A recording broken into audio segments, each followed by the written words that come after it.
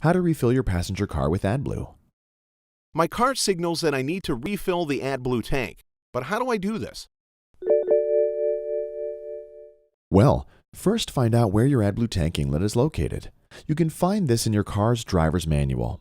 Most likely, the inlet is located near the diesel inlet or in the boot or under the bonnet of the car.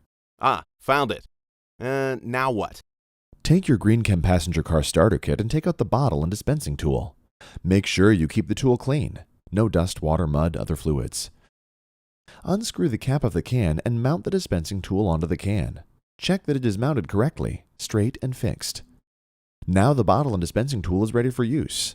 Unscrew the cap of the car's AdBlue inlet. Insert the dispensing tool and screw the tool to the car's inlet.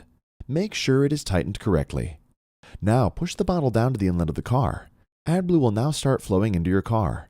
When the tank is full, the dispensing tool will stop the flow of AdBlue. Now release the pressure to the bottle and unscrew the car connection.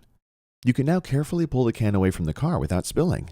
Apply the AdBlue tank cap back on the car and it is ready to run again.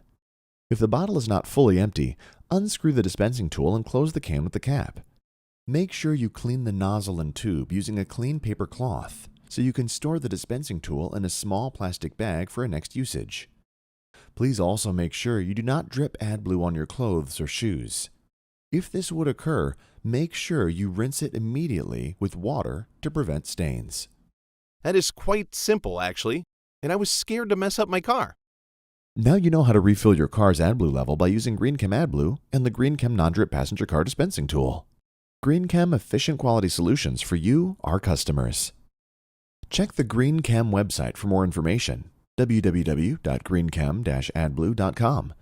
Please also take a look at our other short movies. Thank you for watching.